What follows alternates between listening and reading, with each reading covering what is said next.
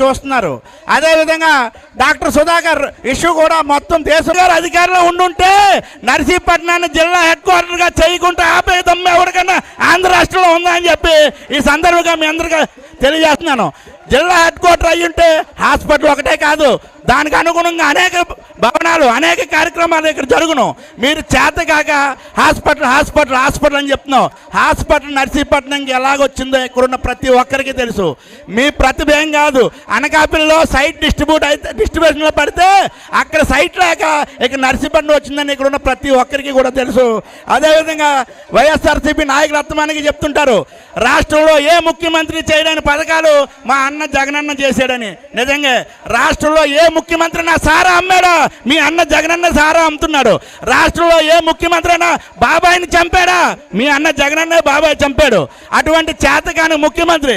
అదేవిధంగా reverse tendering ద్వారా మొత్తం కాంట్రాక్ట్ వ్యవస్థ నడ్డి విరిచింది ఎవరన్నా ఉన్నారంటే ఈ చేతకాని ముఖ్యమంత్రి. అదేవిధంగా పంచాయతీ నిధులు, మొత్తం పంచాయతీ నిధులంతా లూటీ చేసిన ముఖ్యమంత్రి ఎవరు ఉన్నారో అది కూడా మీ వైఎస్ఆర్సీపీ నాయకులు ఒకసారి సమాధానం చెప్పాలి. రాజధాని గురించి మనం ముఖ్యంగా మానుకోవాలి. ఒక మనిషికి గుండె ఎలాంటిదో రాష్ట్రానికి రాజధాని అటువంటి రాజధానిని 5 సంవత్సరాల్లో అస్తవ్యస్తం చేసి ఆఖరికి ఆంధ్రప్రదేశ్ రాజధాని ఏంటంటే ప్రజలందరూ నవ్వుకునే విధంగా ఈరోజు చేసిన ఘనత ఈ ముఖ్యమంత్రి జగన్ గారికే తెలుస్తుంది. ముగింపు వాక్యాలుగా నేను కొన్ని విషయాలు చెప్పదలుచుకున్నాను. ప్రజలారా, 1857లో సిపాయిల తిరుగుబాటు జరిగిన, 1930లో ఉప్పు సత్యాగ్రహం జరిగిన, 1942లో క్విట్ ఇండియా ఉద్యమం జరిగిన, ఆ రోజు మనల్ని పట్టి పీడిస్తున్న తెల్లదొరలు తరిమి కొట్టడానికి జరిగితే రేపు 2024లో మనందరూ చేసే ఉద్యమం మాత్రం మన రాష్ట్రాన్ని పట్టి పీడిస్తున్న ఈ దౌర్భాగ్య జగన్మోహన్ రెడ్డి తరిమి కొట్టాలని చెప్పి ఈ సందర్భంగా తెలియజేసుకుంటూ నాకు ఈ అవకాశం కలిగిన ప్రతి ఒక్కరికి హృదయపూర్వక నమస్కారాలు తెలియజేసుకుంటూ సెలవు తీసుకుంటాను. జై జనసేన.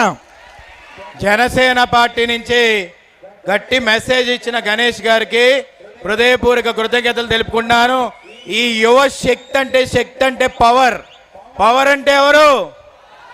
పవర్ స్టార్ పవన్ కళ్యాణ్ గారు తెలుగుదేశం పార్టీ జెండానికి అర్ధరాత్రైనా ఏమాత్రం లెక్క చేయకుండా ఈ సైకోని ఎదిరించి మొత్తం కూకటి వేలతోటి వీడిని పాతాళంలోకి తొక్కేయాలని ముందుకొచ్చిన ఏకైక దమ్మున్న నాయకుడు పవర్ స్టార్ పవన్ కళ్యాణ్ గారు.